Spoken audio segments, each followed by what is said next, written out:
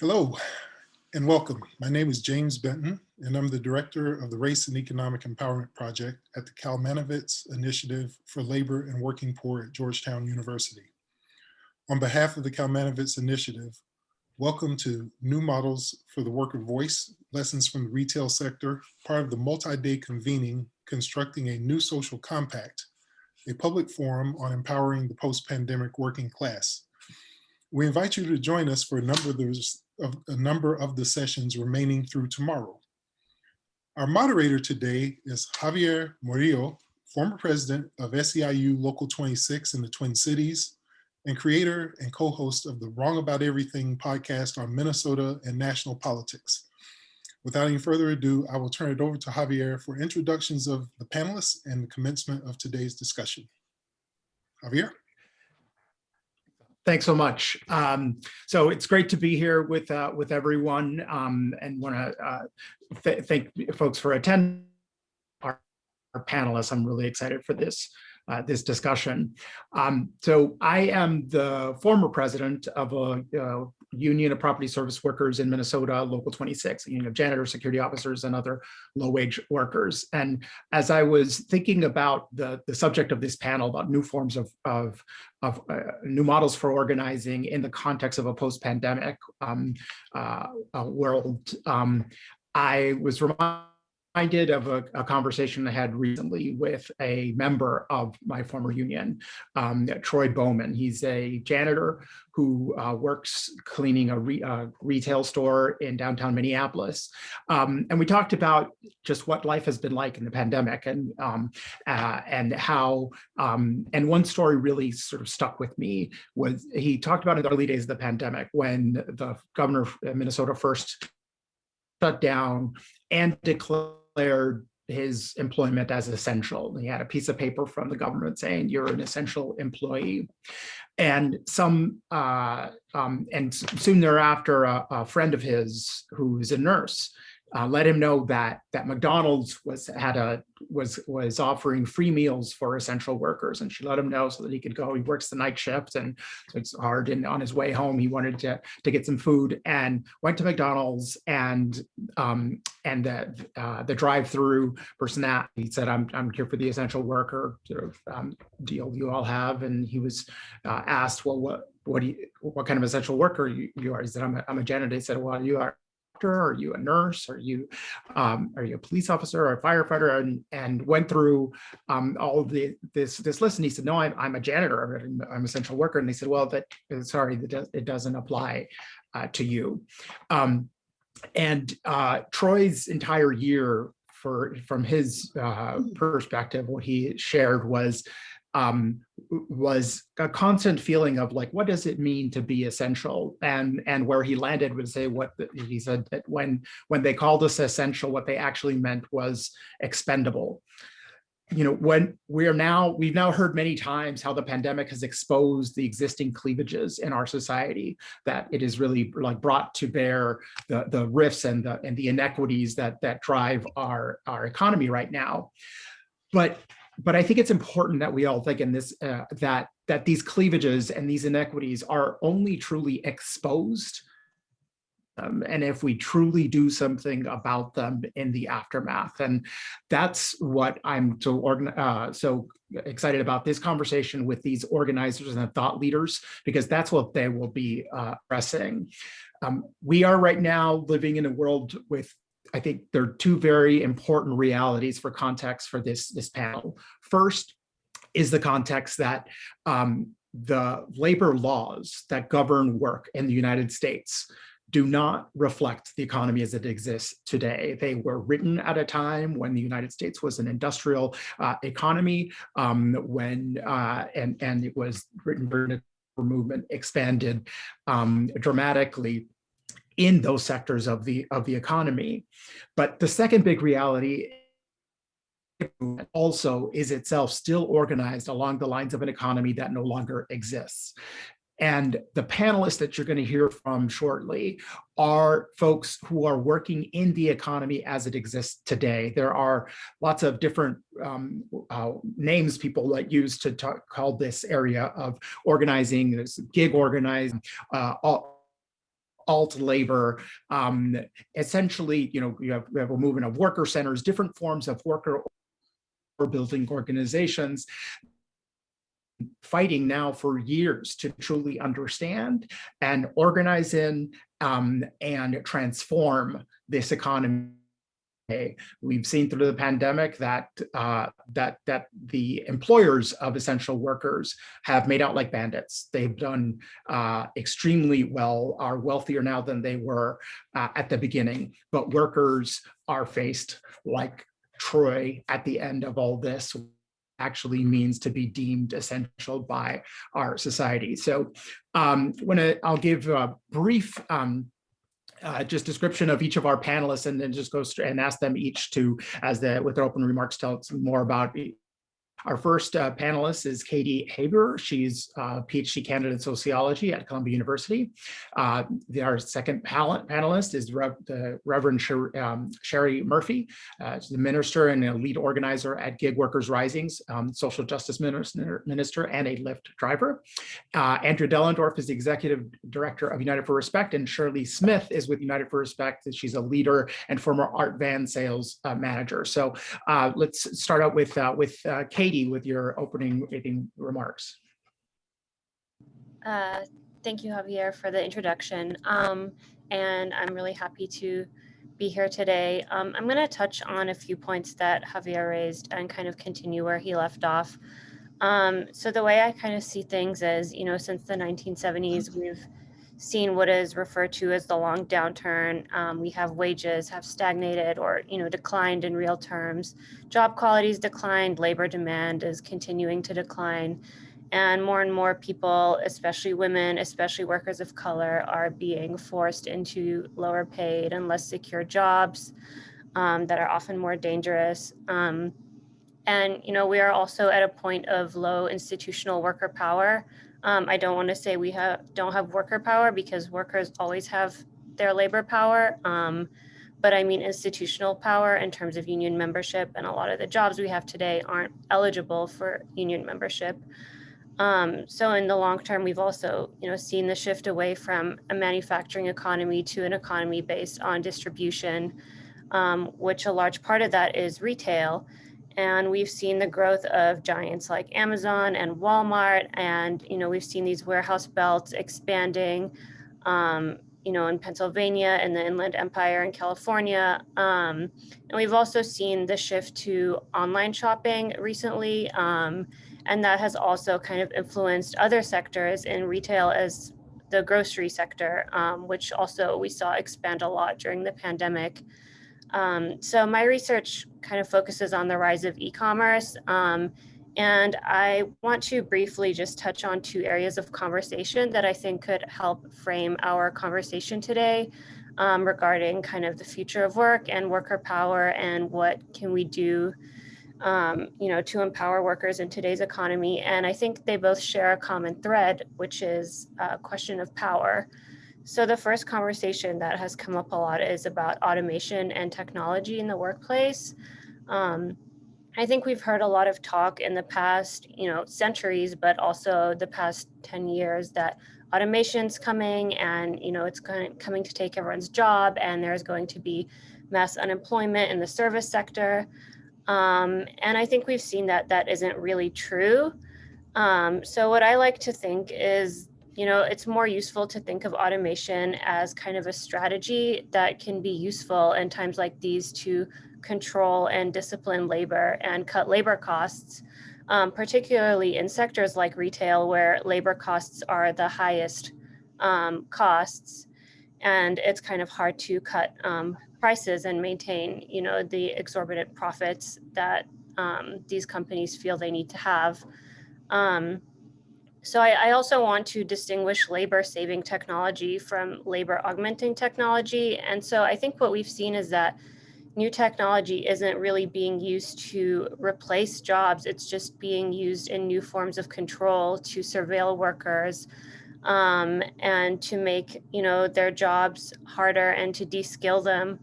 And so I think historically we've seen that happen. Technology has been used to de-skill workers, shift power and control over the labor process to employers. And we see that today in the app work, where kind of you take instructions from an app that tells you exactly what to do at every second, and you don't really have to make a lot of decisions. And we can see that, since productivity growth has been declining, there's a lot more pressure on workers to increase productivity. And the way we do that is by controlling workers, de-skilling, and cutting labor costs. The second conversation that I think is important here to think about is the rise of gig work, which we see obviously with Uber, but also things like Instacart. And that's being replicated more widely after the passage of Prop 22 in California, which allowed companies to misclassify workers as independent contractors. And again, I don't think we should think of these apps as kind of tech innovations or anything new. They're just a modern way of doing a very old thing, which is using efforts to misclassify workers to get around labor law and responsibilities for workers. These apps aren't changing the content of work itself, just kind of the protections surrounding it and the responsibilities of employers under the law. So I don't think we should talk about platforms as a standalone thing. I think, to me, like technology, they're kind of a tool used by employers to lower labor costs and to discipline labor. And that's kind of the context I see for the landscape of work that we're in today, and where we have to look at to start fighting. Thank you. Thanks so much. And so next, we hear from the first of our organizers, Minister Shirley Murphy with Gig Workers Rising. And if you could sure tell us a little bit about your organization, the work you're doing to face the challenges of the economy today. Yes, thank you, Javier. Again, my name is Shirley Murphy, the Social Justice Minister based in the East Bay. Also a lead organizer with Gig Workers Rising. For 3 years, Lyft was my primary source of income, and I completed over 12,000 rides.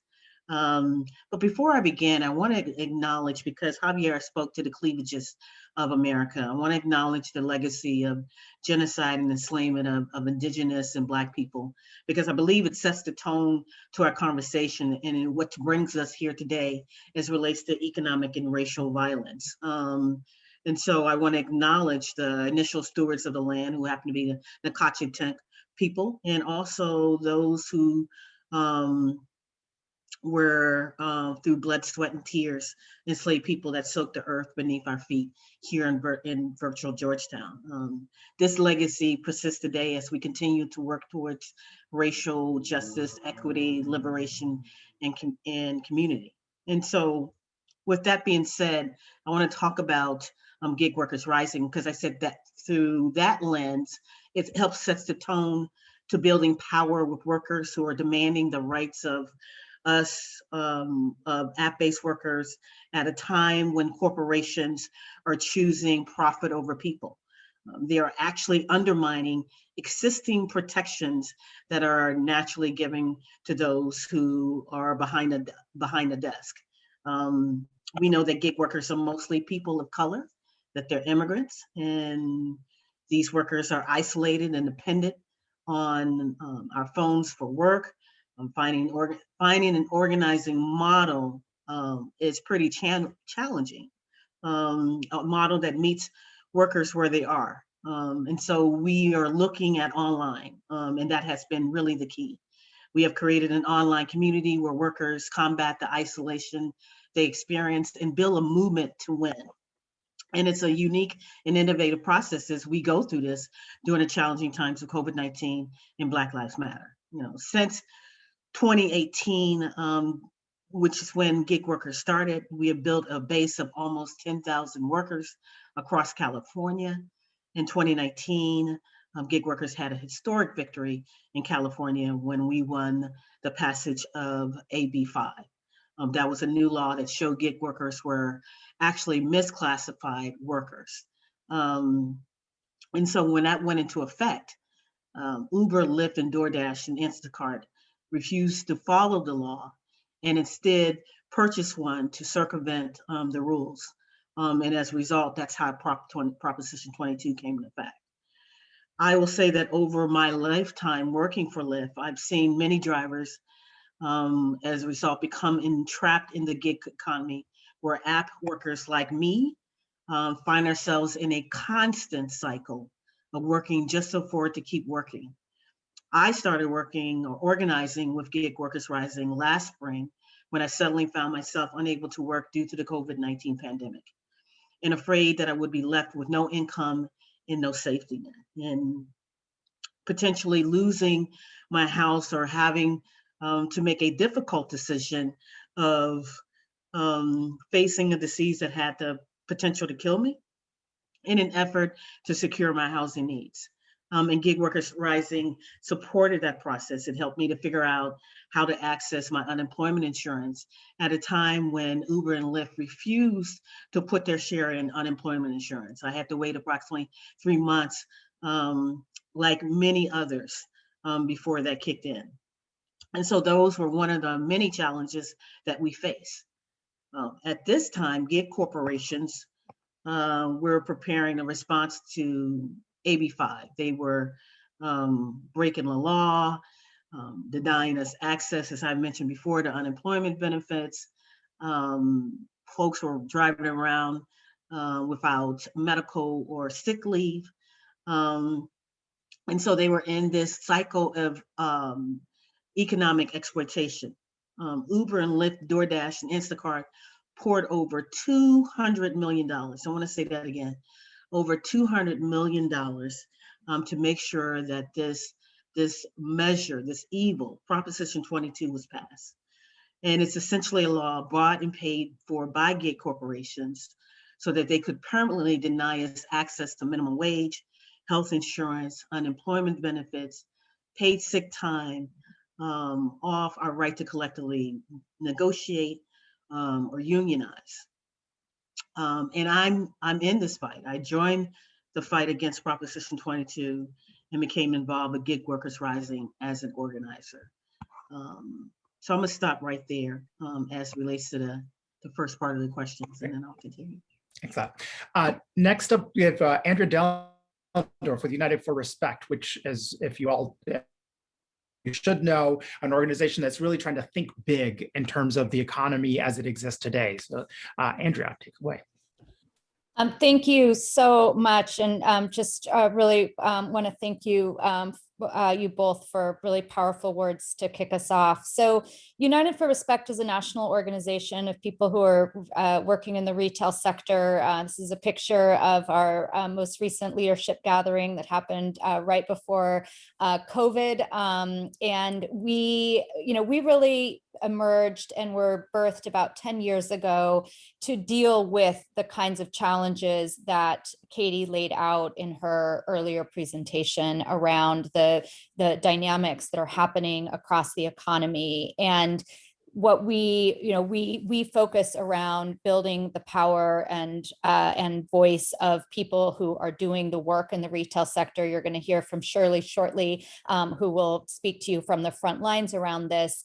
And so we specifically focus around who are the dominant forces that are shaping working conditions for the retail sector, which is the largest employment sector, private employment sector in the United States. There are 16 million people, and even more if you look at and think about the whole supply chains that feed into retail. And increasingly, there's so much intersection between the gig economy that we just heard about and what's happening in the retail sector is increasingly corporations like Walmart and of course Amazon are starting to gigify their own workforces in response to these opportunities, frankly, that they see to extract more and faster and harder from the labor of working people.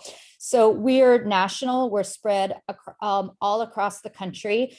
We are deeply committed to doing deep work, multiracial organizing of working people through an anti-racist and feminist lens that really kind of builds and is part of building the kind of working class movement that we really need to achieve the kind of democracy in the economy that really empowers and improves the lives of working people.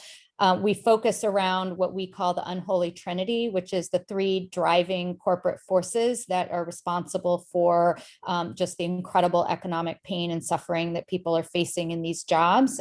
It's Walmart, which continues, despite being not in the news as much as Amazon, it continues to be the largest private employer in the United States with 1.5 million people who work there. It is the largest employer in the South. It is the largest employer of Black workers, of women workers, of Latinx workers.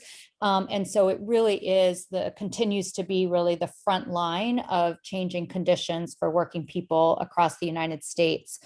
Amazon is the second of the unholy trinity, which I think we all know and see how the damage that Amazon's power is wreaking across our economy and democracy. They are now the second largest private employer. They have about 1 million people who work for them now, which is just at stratospheric rise over the last 10 years. I think they had about 60,000 people working for them about 10 years ago, and it's now 1 million. They added 400,000 people to their workforce in the last year alone. But they're not just a terrible employer. They are also wreaking havoc on small businesses through their uncompetitive practices, through their online platform, and their cloud computing provides the technological infrastructure and backbone for police surveillance and ICE surveillance. And so they are place their transportation hubs and corridors in communities of color where people are being devastated by the environmental impacts of being within these areas. And they pit cities and municipalities against each other with significant impacts on tax bases and community control over infrastructure by the way they move and they come in and expand into cities. So we're part of the Athena Coalition, which is really looking at all of these intersections and all of these impacts. And then we specifically organize and work with people working in Amazon warehouses around the country, including supporting workers who go out on strike and take other kinds of militant actions to transform working conditions. And then lastly, we focus around Wall Street, which has private equity and hedge fund firms have been just viciously buying out, leveraging, and driving out of business small and medium-sized retailers and other employers across other sectors. And so we have been fighting back on behalf of and with those whose livelihoods are being destroyed by these bankruptcies, and also working to create real guardrails and public policies that creates limits on what these extractive Wall Street investors are able to do in terms of destroying jobs and destroying communities through their extractive investment. We do work that both engages around corporate change and how do we really move the retail sector as a whole to both improve working conditions, but more importantly, to create structures that give workers real voice and power in decision making, including advocating for workers having a role on corporate boards to be part of the actual decision makings of the company. And then second, the other level in which we operate is to really build the political power of people who work across the retail sector and other low-wage service jobs, so that we can both, so that on our C4 work that we're able to really impact participation and engagement of people in elections, and then also work for policy change that intersects with the corporate strategies that we work on. Similarly to Gig Workers Rising, and we actually did some partnership around the online to field model. We reach people where they are. I was trained very classically as a labor organizer by some of the best union organizers in the country, but really have realized that that we have to figure out how to organize at a different level of scale and create more distributive opportunities for people to participate and really find people where they are. And where they are is online.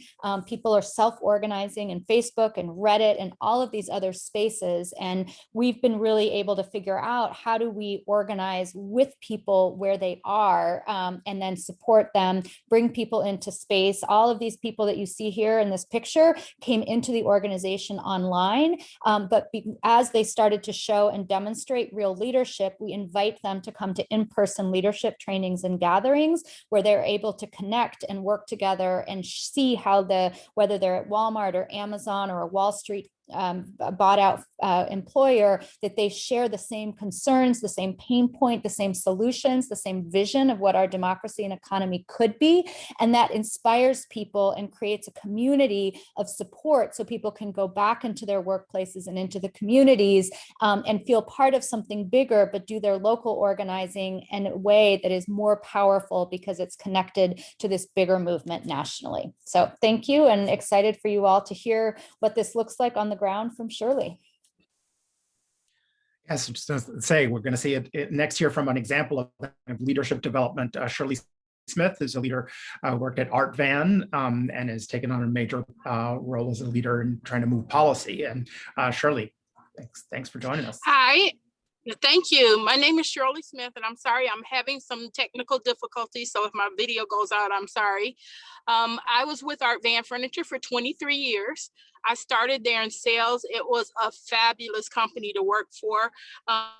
They had a lot of single mothers working for them because it was a job that we could do and make enough money to care for our families without worry. I mean, I was able to put my son through private school. I purchased my home and paid for it in the time that I was working for Art Van. It was just a marvelous opportunity and a great company to work for. We had great health care.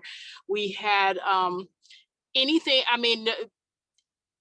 that we needed. We had support. It was they treated us like family. We were like family. And when we were purchased by a private equity firm, T.H. Lee, they came in with the promise that we were going national. We're going to grow the company. We want to move across country. We want to get bigger. We want to expand.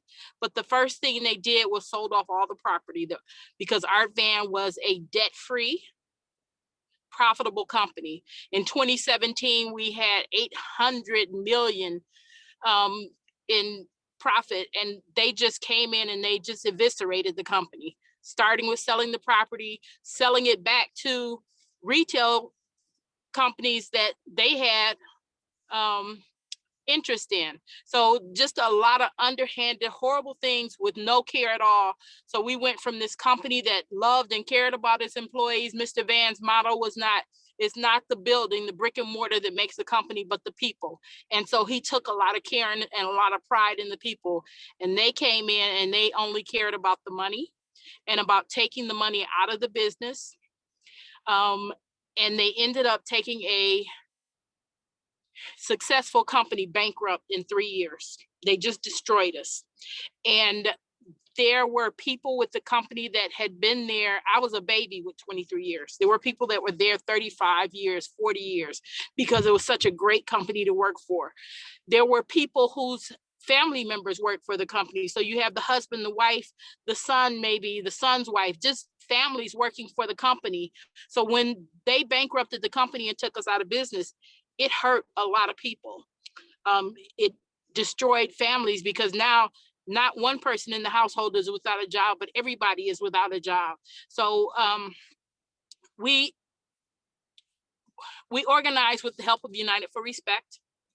And I was just so pleased with how they helped us, that I've been speaking out as a leader with United for Respect, not just on behalf of Art Van Furniture anymore, but they helped us to organize. When we first started, there were over 500 employees that signed on to the letter that we sent to T.H. Lee saying that this is unacceptable. This is unacceptable. You can't do this. In the middle of a pandemic, they had us in the stores. They announced they were going out of business and they turned the phones off. So we were in the stores and all of these angry customers, because they could not contact us by phone, came rushing into the stores. So COVID is out. People are in the stores, they're screaming at us, they're spitting at us, they're threatening. We had guns pulled on employees, we had bomb threats, because we weren't closing down and leaving with, you know, a $200 toy that you can't get that you had in layaway. We had people that had thousands of dollars. There was one guest that had a $50,000 special order, and they told her she couldn't get her money back and she couldn't get her furniture. So these people were angry, and I understand. How can you not understand that they were angry? I would be angry too. So they set us up for failure because they did that. And then we had all these people in there, and we had no health insurance. They told us our health insurance was going to end on the 20th of March. We had no health insurance on the 15th of March. They took money for flexible spending. There was no coverage for that. We didn't get any flexible spending, and we didn't get that money back, even though it came out of our paychecks. So we decided to fight. We're family. Family bonds together, and they fight back when you attack them. So that's what we did. We bonded together with help from United for Respect. It took us a year to get to $1,200. We asked for $1,500, which would have covered 3 months of health care. We asked for $1,500. They told us we should be happy with $400, which is what they gave us after about 6 months of fighting. But we kept fighting because it just was not enough. And we want to make sure that other people don't have to go through this. So we're working with to try and get a bill passed here in Michigan, which is called the Severance Act. The Severance Act basically says that if a company goes out of business, any employee that worked over 3 years should get a week of pay for every year that they worked. Had that bill been in place, Art Van would not have looked so appetizing. Because remember, I said I was a babe with 23 years. So they would not have wanted to pay that kind of money. They probably would have left our company alone, and it would have still been thriving to this day. So we're working to get that passed. We want to stop the Wall Street Looting Act. There's just so many things. We don't want this to happen to any other employee. It happened to the Toys R Us workers. It happened to Payless workers. We don't want this to keep happening. And in order to stop it, we have got to bind together, and we've got to say enough is enough. And you can't keep doing this. You can't just keep stripping people of their jobs and their livelihoods just for the sake of money. Just for the sake of money. It's not all about the bottom line. And it wasn't all about Art Van's workers. Art Van was a force in the community. We put on the Thanksgiving Day parade. Our Forgotten Harvest, which is our food bank, actually has Art Van's name on it because we were the largest contributors. I know you all heard about the Flint water crisis. Art Van sent truckloads of water to Flint weekly, truckloads. So there was just so much impact that losing this company did to the communities also, right? So we can't allow Wall Street to keep coming in and doing this to retailers, because they're not just destroying the company, they're destroying the people, and they're destroying the communities. Thanks so much, Shirley. Appreciate your leadership and wanted to ask Katy. One of the things I appreciated about your opening comments, you several times said, that this is not necessarily new, that that some of that there's applying technologies but to well-established forms of treating labor, and want to sort of zero in on what we mean by what is new in the economy today, right? I think often as well, the way we talked about skilled versus non-skilled, that skilled, the jobs that we call skilled today, like manufacturing jobs, were, when they originated, not considered skilled, and they were low wage. That in fact, the sort of the relationship between once something becomes higher wage, that's skilled, but that's not necessarily an absolute value. So could you just sort of zero in on what do you think is specific in terms of the stories we're hearing today and this sector of the economy for broader context for us? Yeah, sure. Thank you, Javier, and thanks for everyone else. It was really great to hear all these inspiring stories of organizing. I want to answer your question and also kind of talk a little bit broadly about the retail and the grocery sector, which is kind of what I know about, and kind of use that as an example of the changes that you were discussing and talking about. So, I mean, given, kind of the context that was mentioned, I think right now the retail and grocery sector is a really important place to study for a few reasons. The first is that, as you said, we're no longer a manufacturing economy, and now kind of the nexus of where workers have power is in distribution. So if we can, stop shipments or, halt, warehouse work, that is actually what's going to have the most impact, not necessarily in the manufacturing sector. And so I think that's one place where workers have a lot of power. But I think, the retail and grocery sector is really important right now, especially in COVID, because it's kind of an experiment right now where all these companies are trying to figure out, exactly what Javier said. What is, skilled and unskilled, and what do these technologies mean, and how are we going to use them? And so I think that's a really important place where we can kind of see emerging trends that are happening, and maybe be able to shape them. So I'll just give a little bit of context, some historical context that was probably going to touch on what others said. There have been a lot of changes within the grocery and retail industry in the past few decades. I mean, obviously the biggest innovation was the barcode in the 1970s, which basically allowed these companies to build these huge, complex supply chain networks and logistics. And that was focused on, reducing inefficiencies. In the last few decades, we've had these new technologies. The big one has been self-checkout. And I see what we are seeing now, the kind of new trend is online shopping and e-commerce, and this delivery.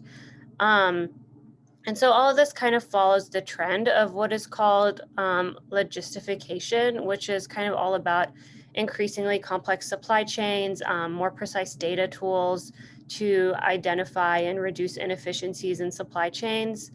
And, online shopping isn't really a new thing. It started in the early 2000s with the dot-com bubble, but it really wasn't, that much. So it's really grown in the past few years, which kind of changes the terrain of the economy that we're on.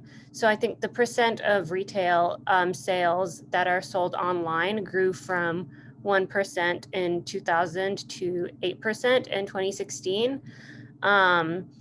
And then something really big happened in 2016, which was that Amazon purchased Whole Foods. And so that really put a lot of pressure on other stores in the grocery sector to compete with Amazon, because Amazon was now delivering food, and it had, these 2-hour delivery times and all these complex warehouses. And so that kind of became the time to beat. And after Amazon bought Whole Foods, the percent of retail sold online grew to 11%, up from 8% in 2 years. So that was really a huge, shock to the system, especially for grocery and food retail. And then obviously we all know when COVID happened, that really changed things as well. People were scared to go to the store, particularly older people or those, more vulnerable or at risk. And so this online ordering and e-commerce, whether that's, ordering to pick up curbside or through Instacart, or through, some of these stores have their own in-house pickers and delivery workers. So all of those sales really increased. And in 2020, I think that the percent of retail sold online increased from 11% to 14%, which is a really huge increase. And at the same time, there is a huge recession happening because of COVID, and all these people are losing their jobs, and then you have these grocery stores and Amazon, and they're hiring. And I think in the pandemic time, Amazon hired over 300,000 workers during COVID. And so you have this population of really vulnerable people with not really a lot of options. A lot of them women who were, you know, most affected by the pandemic. A lot of people of color, people in communities where there's not really a lot of other options. And here you have Amazon and they're, you know, paying $15 and there's not really anywhere else to go. So, you know, these companies grew their employees by a huge part. And I think the biggest companies that saw an increase in hiring during the pandemic were Walmart, Amazon, Instacart was the number one, and then stores like CVS and Albertsons. So all retail and grocery was where these huge hiring sprees happened. And so now you have all these people in these jobs, most of which are not unionized. They're low paying. You know, in COVID, they're very dangerous. And companies are adjusting to this reality of online shopping that we don't know if it's going to last after COVID. But there's a few problems with this, which is that e-commerce is not actually super profitable. So for Amazon, Amazon's delivery and e-commerce section actually loses money.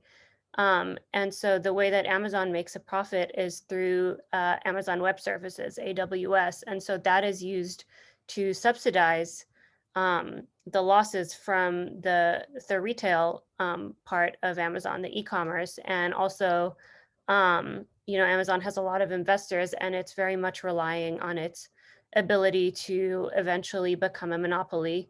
And then, you know, it can raise prices and it won't have to deal with these losses. But right now, you know, still e-commerce is not super profitable. And at the same time, for the grocery stores, they have the same issues. I mean, there's a lot of issues in this e-commerce, especially with food that haven't really been figured out. So there's kind of the issue of delivery. If you have food in a warehouse and you need to deliver it to people, that's a lot of time for food to be on a truck. And, you know, you need 3 separate temperatures for room temperature food and frozen and refrigerated. And that really increases the cost of delivery. And another thing is, you know, people don't want to pay for delivery of groceries. And they want to pay really little. And I think that's where we see kind of the rise of Instacart and these very exploitative jobs. And so I think there are kind of these solutions that these companies have been doing, and some of them are new and some of them are kind of, as Javier said, more historical. And so some of them have been kind of these tech changes and changes in the model of business. So some stores are trying to do like a huge warehouse. So like Kroger partnered with a company called Ocado to build these huge warehouses where instead of a grocery store, you just order your food online and it comes from a warehouse. And obviously the aim is to kind of automate these warehouses. And then there are other solutions that other stores are trying. So there are these things called micro fulfillment centers, which are basically kind of like mini warehouses in the back of grocery stores. And the way they work is they have a lot of the items that, you know, are ordered very frequently. And it's kind of like stacks of trays of food. And there's these little robots that basically move through this matrix and can grab the products and take them for workers to bag and add any frozen food or produce from the actual store. And what that does is it makes, you know, these warehouses closer to customers, so it reduces the cost of delivery, or people can come and pick up. So basically it's trying to increase productivity and cut down labor costs, or even replace some labor to kind of deal with these issues of profitability in e-commerce. And also, you know, other methods include just expanding geographically. So we've seen the sprawl of Amazon during COVID, how many new warehouses they've opened, and especially like the same day delivery hubs, just trying to get closer to customers to really deal with the issue of last mile delivery and profit. So these are kind of the new things that they're doing, but I mean, there's just things that they're doing that are very old tactics. So, you know, speed up. So Amazon uses their tracking technology. They can see how fast workers in the warehouses are packing. You know, you only get a certain amount of minutes of time not, you know, not moving, not working, um, to really force workers to speed things up. And we know how, you know, the consequences of that with the really high rates of injuries, and people not being able to use the bathroom and things like that. But people are really being forced to speed up. And that's the same in the grocery industry where you're timed, in the scanners, you know, people are timed of how fast they scan and are, um, you know, disciplined if they don't scan fast enough. And another tactic they're using is, you know, cutting costs through misclassification. So we see a lot of, you know, Amazon advertises its delivery service as, you know, starting an independent business for drivers. But, you know, we all know what it really is. It's just misclassifying workers as independent contractors. And we see that with Instacart, that a lot of stores are partnering with, as well as Amazon Fresh. Um, and so I think that, you know, is really the context in which, we see a lot of these changes happening, a lot of the issues that workers face. So right now I've been working on a project, where I'm interviewing workers, in Safeway and Albertsons, as well as Amazon, as well as union reps and organizers. And I've done a few interviews, and kind of the things I found so far, a few common threads is, um, you know, there's a lot of pressure on workers through these new technologies. So for example, at Amazon, workers have to basically fight over shifts because the shifts are uploaded once a day at 6 p.m. and you have to click within the microsecond, of when the shifts are uploaded to be able to get shifts. And it's basically impossible to get good shifts, or you know, you don't have time to pick which one you want. You just have to click as soon as you can, in order to get any shifts. And we also see workers are being, you know, tracked everywhere, like I mentioned, at Amazon and at grocery stores. Workers are disciplined for, you know, for typing in the codes for items instead of scanning. Um, and, you know, at Amazon in the warehouse, they have these scanners that tell them where everything is. But if you work in Amazon Fresh, which is in Whole Foods, you're not told where things are, but you still have only a few seconds to get each item. So there's a huge time crunch. And we also see some implications for worker solidarity. So there's kind of these bifurcated systems being created in these grocery stores where e-commerce workers don't really know other workers, and they're kept separate. And it's really hard to build solidarity within these, you know, two really separate groups, as well as, you know, a lot of these stores, there's like a two-tiered wage system, that hasn't kept up with the cost of living, or a living wage. And people are really, you know, there's not really a lot of solidarity because of that. And you know, people are being publicly shamed in break rooms.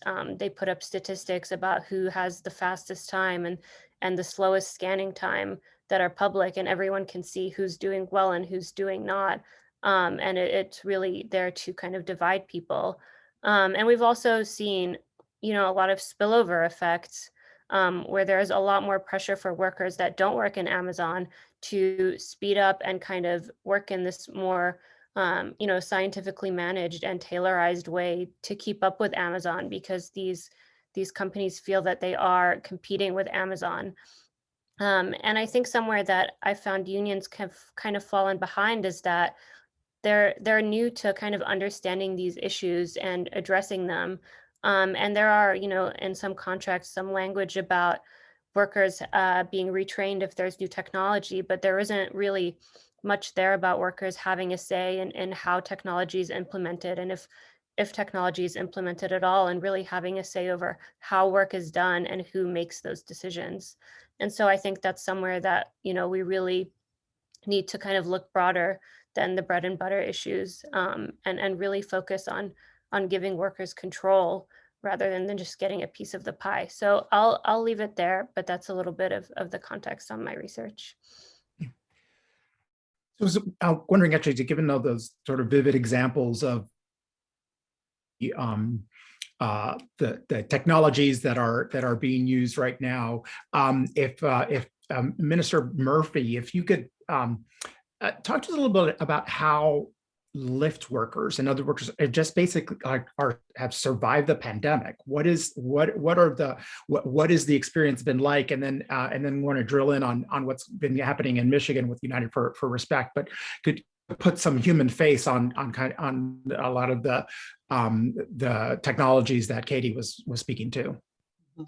Well, Katy mentioned, just having a piece of the pie. Nearly, we're just like scrapping for crumbs. And that's the current mood in this moment, is that we find ourselves in somber times. Katy mentioned corporations cheating their way to the bank by misclassifying workers. And this epidemic of misclassification is coming to a city near you. You can bet on that. And gig workers are caught in the trap of being seen as essential workers while being treated as disposable. And that's a real problem. And what we know is that economic exploitation will cause corporations to make bad decisions, bad policy decisions, circumvent laws and create their own. And it makes for a more harsher society for everyone. It costs gig workers, but it costs also everyone. And we knew that, and COVID-19 has taught us that. It will cloud the ability to see our connection, our common humanity. And so there are detrimental effects. And it questions what kind of democracy that we really want. That's really at the end of the day. And gig workers provided essential labor during a time when our public institutions were crumbling. And we provided transportation for other frontline workers and delivered medication and groceries to those most vulnerable to COVID-19. And yet we weren't treated with dignity and respect. And what that looked like was not being provided with proper PPE equipment at the start. Corporations only continuously begin to prioritize profit over people as they continue to fill their pockets off the backs of gig workers, off of the backs of gig workers. We couldn't even take time off or access health insurance if we got sick or were exposed to COVID-19. We couldn't even receive unemployment benefits if we weren't able to work. The reality is that many gig workers were either not eligible for benefits or felt like they couldn't access them because of their immigration status. There were thousands of gig workers who have worked throughout the entire pandemic, providing rides and delivering meals and groceries, and ultimately providing essential services that allowed others to shelter safely at home. And again, gig workers were not compensated for that. We were not provided for PPE by employers, and thousands contracted the viruses. There are stories of workers who have died, stories of workers who were exposed. And that is our current reality. That is our nightmare. So, the question is, how are we organizing around this particular moment in time? And what I know is that Gig Workers Rising immediately launched advocacy and organizing to call on state officials to include app workers in all safety net responses and ensure that app workers were able to access wage replacement benefits. In addition, we developed trainings and workshops to reach as many app workers in California as possible to share information on how to apply for benefits.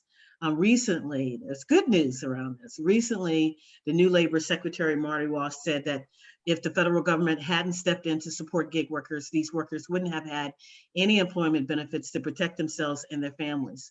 The situation facing working people in the gig economy would have been even more dire than it currently is. And so what we know is that it's clear with the new federal administration, as it's been clear to gig workers, that working people in the gig economy deserve better protections and working conditions on the job, and that these corporations must ensure that workers get their fair share, regardless of whether or not they're behind a wheel or behind a desk. And what we need is federal action to protect these gig workers. We need the right to organize and form unions, and we need the PRO Act. And I'm gonna stop it right there. Yeah, I was just thinking as you were talking, right, that one of the things that the industry talks about when you say the gig economy is about the benefits of the flexibility for the worker because you can make their own hours, and what the pandemic really showed was the real dark side of that, right? That the flexibility actually is much more on the side of the employer than of the worker. Then the worker has all of the liability and none of the certainty that the employer is getting. And yeah, and what, like, do you think that because that was also a message that workers that was used in workers' voices and the fight and the proposition in California, right? That workers like this, we like the flexibility. Do you think the pandemic is changing that somewhat for seeing what the cost is? I think the pandemic is really bringing up the realities of what flexibility means, right? There's nothing flexible about not having clean restrooms. There's nothing flexible about not having proper PPE equipment. There's nothing flexible about driving around and having the looming threat of an accident with no coverage. There's nothing flexible about being exposed to COVID-19 because you had to make a choice of whether or not to have housing secure needs or be exposed to COVID-19. And so what COVID-19 did was pull back the veil. They pull back the veil as relates to the economic exploitation that really impacts low workers and people of color. And that's a question that we need to answer, right? So if there was any formula to getting us, because I'm a preacher, if there was any formula to get us to the promised land of equity, is to make sure that in order to do that, in order to close the gender and wage and racial gaps, that we need to look at the policies that prevent us from getting to that promised land. We need to look, which is why I said in the very beginning, let's acknowledge the land, the indigenous land, right?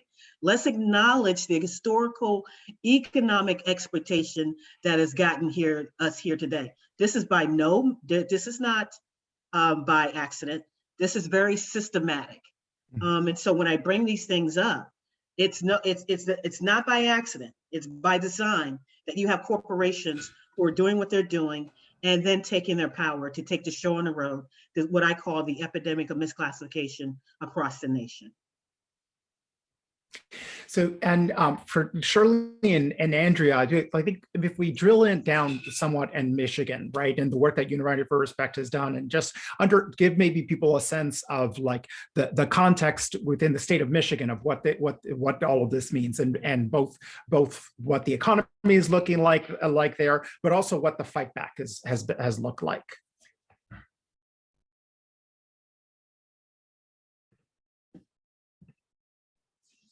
I'm sorry, were you speaking to me? My car cut off.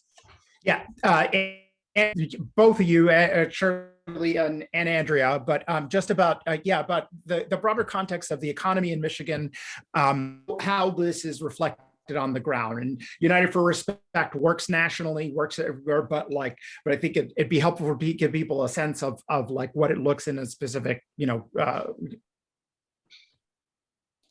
Yeah, so let me kick off, and then Shirley, I'm going to pass to you. So, Michigan, is a really good example of the centrality of the retail economy and workers organizing. Shirley and the campaign and the fight against Art Van, which is a beloved state-based, employer, as you all heard, that was just devastated by extractive investment from Wall Street. Amazon also, there is a significant presence of Amazon, and workers actually went out on strike in early in the pandemic last year over the same issues that Cherri is describing in terms of the lack of PPE, the lack of safety protocols, and so workers have been organizing there, and then really thinking about, well, what are the policies at a state level that can be passed to really help and support and advance folks. So we've been working on expanding severance in the state, and really bringing and really sort of aggregating and bringing retail workers in to the broader fight around participating in elections and enacting public policy. So Shirley, passing to you to say a bit more about what you're working on in Michigan. So right now, what we're working on is in Michigan is, as I said, trying to get this severance bill passed. It's very unfair for a company to come in and just be able to strip a company. What TH Lee does is they go in, they buy company, or what they did to us anyway, is they bought us, they stripped us of value. I remember it was a debt-free company. They stripped us of value. Then because the Art Van name was so good and so strong, they borrowed against the name, and they kept borrowing against the name, and they were getting furniture based on the fact that Art Van always paid their bills. So companies were shipping to us, and then they just didn't pay anybody. So they took us just so deep in debt because our name was so strong that they got a yes from anybody they asked for credit from, because our name was so strong and took us so deep in debt. And then they could not resell us because of how deep in debt they took us. So we have got to do something to stop companies from being able to do this, and from saying, and to say that if you do this, if you do come in and you buy up this little factory and you put all the workers out of business, or you buy up this retailer and put the workers out of business, you've got to pay everyone at least 1 week of salary for every year that they work there. And that's only fair. And again, in some cases, it'll make them not even want to destroy a company because it would not be cost effective. They wouldn't be able to make the kind of money that they made. They tried to tell us that they lost money, but we all showed them that, no, you didn't lose money. We watched this happen. We know the company, right? We watched this company grow. We watched this company. When I joined the company, there were 29 stores. When they destroyed us, there were 180 something stores. So, you can't tell us that we weren't vibrant and you come in here and you destroy it. So that's why this, it's so important to get this bill passed here. I think that it would make a major impact on how they do business coming into our state. Again, it doesn't just hurt the workers or destroy the company, it cripples the economy. And the city of Warren, which is where our headquarters were, our tax base was such that we paid for their fire and rescue and their police department. That's how much we were paying in taxes, that we pretty much covered that bill. So the mayor of Warren was truly angry, and he was being very vocal. He even joined our fight because he's very vocal about things happening and companies not being allowed, or Wall Street not being allowed to come in and destroy not just companies, but communities like that. Yeah, I think what's really important about what you're saying there is that there's theology of the way we think about capitalism in this country, right? That the way people will say we need to run government like a business, as if business decisions were always rational and always for some kind of greater good, when in fact what we've seen a lot with private equity is people investing with a specific goal of bottoming out a company because it's Right. good for the bottom line of a very small group of people, and a very much larger group of people get hurt. And I think to that point, I wanted to ask you all about Andrea on this, is that we in social justice circles, right, talk and the media talks a lot about the hardships that the American people have felt during the pandemic. Very important for us to talk about, of course. But I think it's also very important to understand that that's not the entire story of the pandemic, right? That there are people who are making enormous amounts of money, and that those two things, the misery of the workforce and those are not independent facts; those are related facts, right? That they are making money hand over fist precisely because workers are being exploited. And so, Andrea, I know you all have done a lot of thinking about pandemic profiteering, and can you speak to that? Absolutely. Excuse me. Andrea, I'm sorry, excuse me, before you speak, I have to go back to work. I just wanted to let you guys know that I have to jump off. I'm so sorry. Absolutely. Right. Absolutely. Thank you so much. Thanks for joining us. Thank you, Shirley. Absolutely. Bye-bye. Shirley. Bye-bye.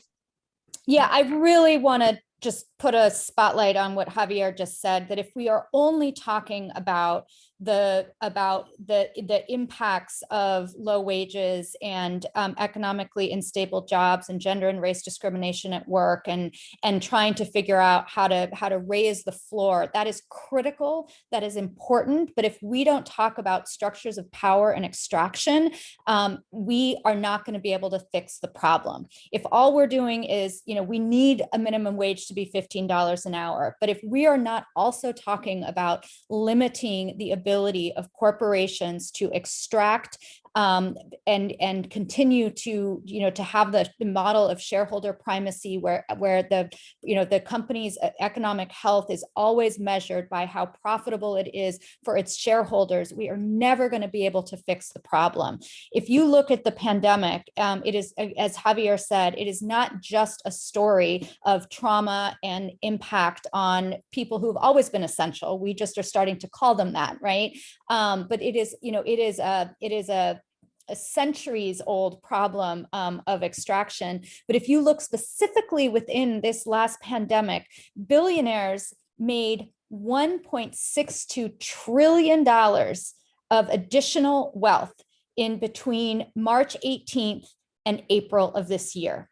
So literally just during the pandemic, when people have been dying, have been putting themselves at risk, have been holding that stress in their bodies and their hearts through this whole period, these corporate billionaires are raking it in, and they are not being taxed adequately on that money. There are loopholes, and if we don't deal with that, we are never going to be able to build a vibrant economy and democracy that works for communities and working people, ever.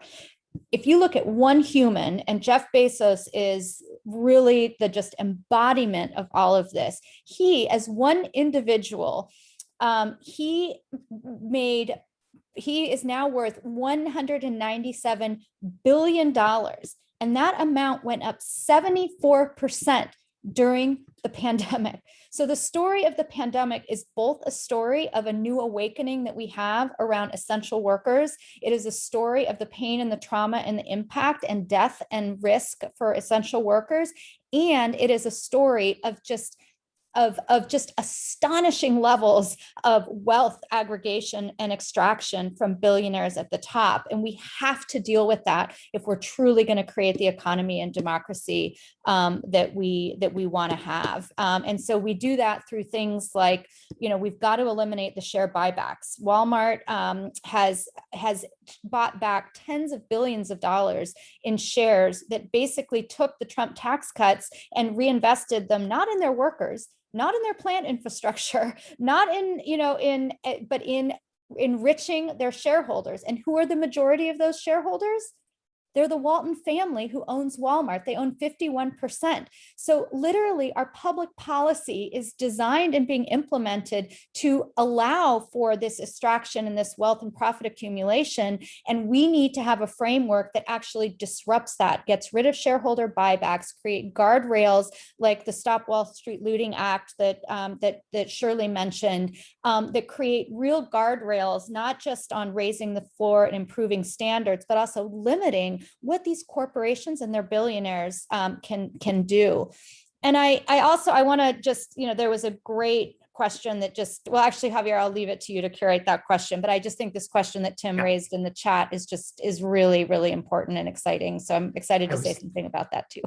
Yeah, I was just going to say, and I think it's also a fantastic question for our social justice minister.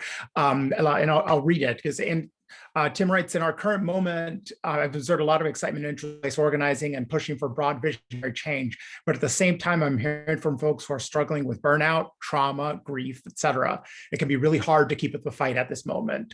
I'm curious if there are practices and strategies folks are experimenting with, organize with, to heal and contribute to the labor movement in a way that feels whole and right to them right now. I think very often in our work, we focus on wages, benefit, and policy questions, and we lose sight that what we do in the labor movement is fundamentally premised on the idea that we all deserve to live lives of joy. And if we are not centering that. I've always believed this, right? That is the primary, that is the reason people want a higher wage. And just with everything that's happening now, and I would ask Minister Murphy, because it feels like a very spiritual question to ask, but also an organizing one. And Andrea, also get your thoughts on that. And yeah, thank you so much for the question, Tim. I really appreciate that. Because even if you're not religious, or what they call the term now, spiritual, I would recommend there's a formula for solidarity, right? Because what we know is that there are systems in place, which I call the divide and conquer tactics. And that's what impacts or causes major burnout, is the ability that we're in constant competition with one another. And that there is a model of scarcity that's really untrue. When the reality is, the truth is that when we all prosper, our workers prosper, our families prosper, and our communities prosper. But when we're in competition with each other, you will see the results of extraction. You will see what Andrea talked about is the state of trauma that looks like burnout, that looks like infighting, that looks like the inability to be in coalition with each other, that looks like the inability for unions and faith leaders to be at the same table, that looks like fighting for power. And so when you start off, because I've been in numerous conversations, when you don't include this compass of what I call natural equity, that regardless of the color of your skin, regardless of your gender, regardless of your work situation, to really bring that into light, to really bring that up to par, because that's what we're doing, right? And so the ability to bring in this and center our stories, Tim, to really say, this is what I'm experiencing, because your neighbor is experiencing the same thing. Your employer is experiencing the same thing. Probably the only people who aren't experiencing is folks like Jim Bezos and the Walton family. And so they're the ones who are creating these narratives that divide and conquer, that creates the kind of impact that you see today. And so when we're out there organizing and we're talking and we're, strategizing, and we're using, economic, formulas, I would suggest that there's a bigger formula, is how are we organizing? And that's the solidarity, formula.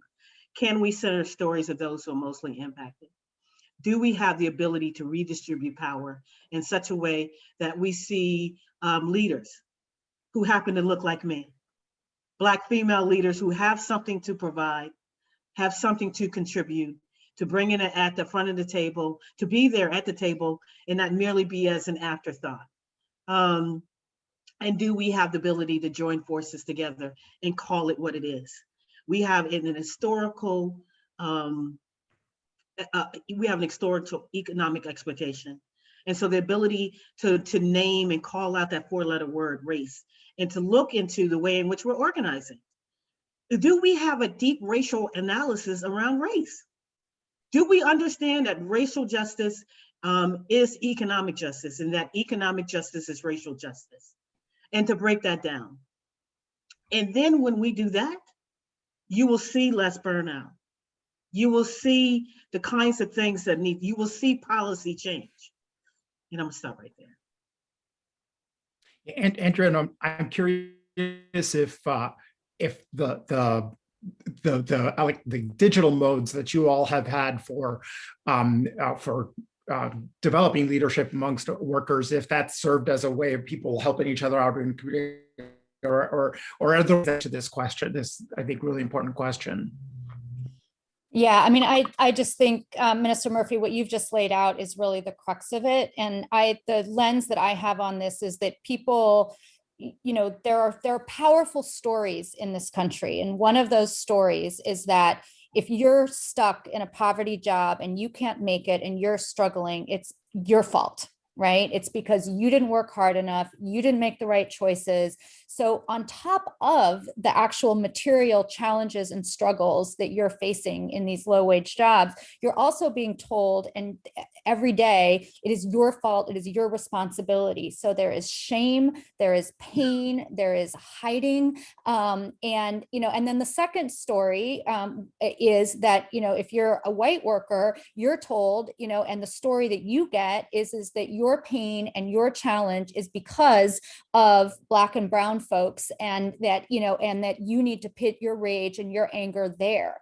And that's how people are socialized and trained and ideologically indoctrinated in this country. So if we're going to rupture those stories, which do not locate the cause and the solution to where they belong, which is the power structure of this country, we are not going to be able to make the change. So actually the answer to the communities of healing and support is actually the same answer to how we actually change and disrupt the system, which is that when people are in deep relationship and solidarity with each other and are sitting across from each other, and there was a powerful experience that we had where people started opening up about what's in their refrigerators, right? Like, it was so powerful because people were embarrassed to say, I don't have stuff, I can't afford to keep food, right? Like I have, there was a woman who was one of our members, and she talked about the experience of getting mad at her son for eating the last rice-a-roni in the cupboard. And she had been a member for 5 years before she told that story. And when she told that story, it opened the floodgates of other people telling that story. And it led to people deciding and designing to do an action that was a hunger strike outside of Walton heir Alice Walton's house, to call on the issue of like hunger and pain. But what it also did is it meant that people in that community suddenly got to take off that stress and pain of hiding that fact from each other, which is on a spiritual and emotional level and physical level is a huge release of the kind of stress and self-blame that people carry for each other. So I really think building these resilient communities where people are able to connect and share stories with each other and see their connections both builds multiracial, cross-racial solidarity so that people start to develop a clear analysis of how racial and economic justice fit together, but also, provides the support and the network that people feel that they can start to take action because they've got a community that is with them and standing behind them that are going to be there for that fight. And so I really, I think that that's really the critical piece of how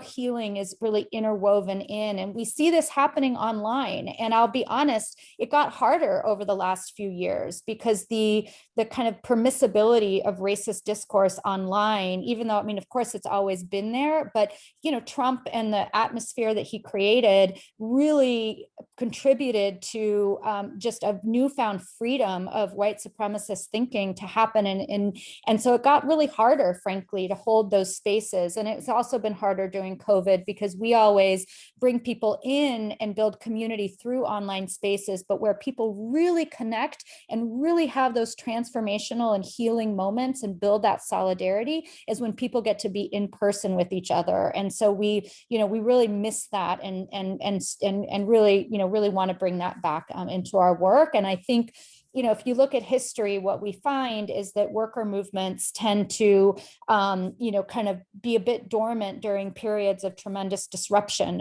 This certainly happens with recessions. But then as we start to move, but I think it applies to the COVID and coronavirus moment also, that when things start to improve, then that's when people really start to make those public claims. And so I really think that we need to be ready to do it. And then the last thing I'll close, which Reverend Murphy also touched on, is we need people who are on the front lines telling the story and framing the public conversation around this, because people need to see not, kind of policy experts out of DC. The policy experts out of DC have an important critical role to play, right? But when people turn on C-SPAN and look and see who's testifying in Congress, when they see somebody that looks like them, that comes out of their experience and out of their pain, and I think you've heard today of just, that people who are on the front lines have deep analysis, deep solutions, and deep stories that make it real, that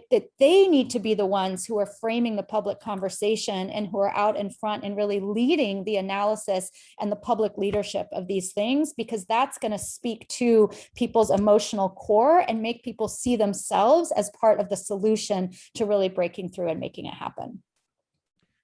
Thanks, Sandra. I really love that what you shared, and especially that moment of people sharing stories, because I do think that one thing that's very important for us to do right now, and I've been working on this locally, is I do storytelling, and I think it's very the thing I love about when a group of people are together and share stories is that it's different than reading a story, because it's interactive. It involves the storyteller and the listener.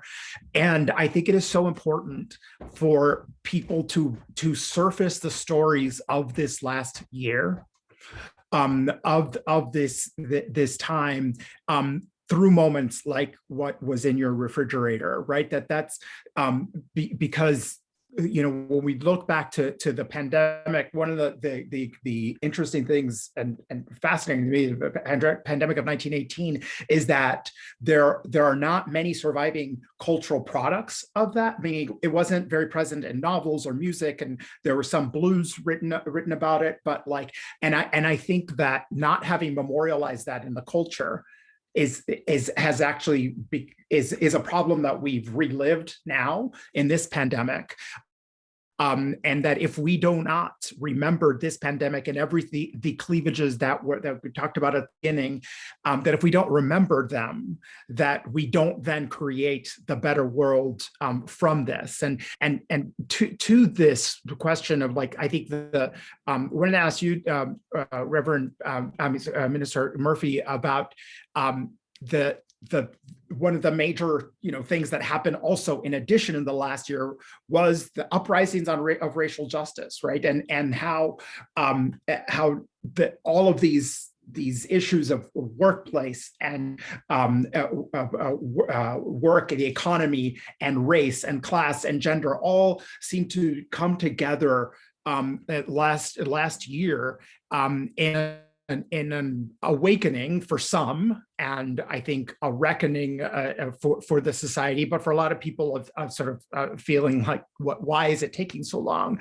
And one thing that we saw was corporations suddenly, you know, using the hashtag Black Lives Matter, and so just wanted to hear your thoughts on, given the work that you've done in the last year of placing the racial justice reckoning that this country is continuing to go through in the context of this last year and the worker power issues we're talking about. Well, thank you. That was a lot. But what I heard you say, Javier, what comes to mind for me are some of the tactics that these corporations use. During Proposition 22, for example, we attempted to highlight how this industry is particularly exploitative of Black, Indigenous, people of color communities, because we know that that's the majority of gig workers are immigrants and people of color. And what they did in response to the uprisings on last year is that, or one of the things that they did was that Uber put up massive billboards that said, you know, if you tolerate racism, delete Uber. And all of these corporations put out, you know, Black Lives Matter statements, while spending over some say $205 million to make sure that Black and brown workers would never be able to earn a living wage, never be able to gain unemployment insurance in the middle of a pandemic, or have sick leave, take time off to spend with their family.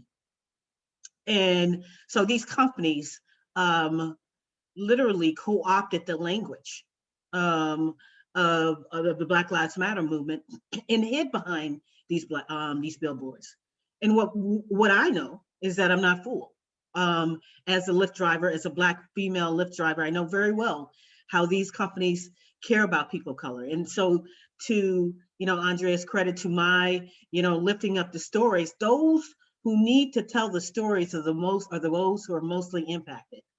And what we can say is that these statements are merely lip service in support of Black lives, with completely hollow words created by well-paid public relations teams in absence of any real promise of change. Even after Proposition 22 was passed, 40% of the voters had buyer's remorse.